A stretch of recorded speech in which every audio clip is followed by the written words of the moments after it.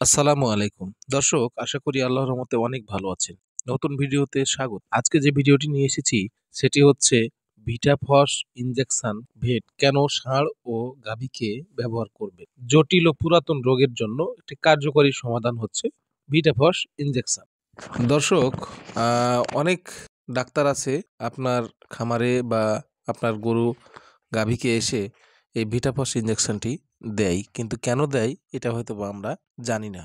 পুরাতন রোগের ক্ষেত্রে অনেক বেশি কার্যকরী এটা, এবং তীব্র রোগের ক্ষেত্রে তো এখানে ভিটাফস সবচেয়ে ভালো কাজ করে সেটা হচ্ছে যে প্রজনন ক্ষমতা বাড়ায়। দেখা যাচ্ছে কোনো গাভী বা বকনা বারবার বীজ দেওয়ার পরেও কাজ হচ্ছে না, সেক্ষেত্রে আমরা যদি ভিটাফস ব্যবহার করি সেক্ষেত্রে অনেক ভালো কাজ করে। এজন্য যেগুলো বড় বকনা বা গাভী সেগুলোকে আমরা 15 ml 5 দিন পর পর 3 থেকে 5টি ডোজ করব, আর একটু ছোট সেগুলোকে 5 থেকে 7 ml আমরা 3 থেকে 5টি ডোজ করব।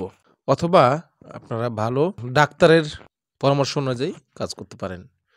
ভিটাফসে মূলত টলডিমফস, সোডিয়াম ট্রাইহাইড্রেট এবং সাইনোকোবালামিন বিপি আছে।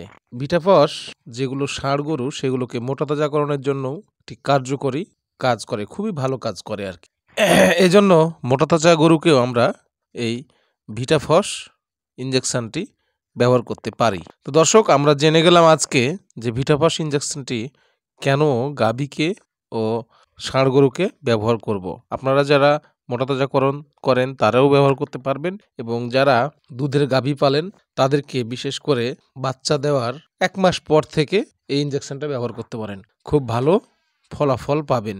বিশেষ করে প্রজনন ক্ষমতা বাড়ায়, অর্থাৎ বীজ দিলে কনসেপ্টটা ভালো হয়। শরীরের যে ঘাটতি থাকে একটা গাভীর, সেই ঘাটতিগুলো পূরণ করে ভিটাফস ইনজেকশন ভেট। দর্শক, আজকের ভিডিওটি ভালো লাগলে কৃষকের লাইফস্টাইল চ্যানেলটি সাবস্ক্রাইব করে কৃষকের পাশে থাকবেন। আসসালামু আলাইকুম।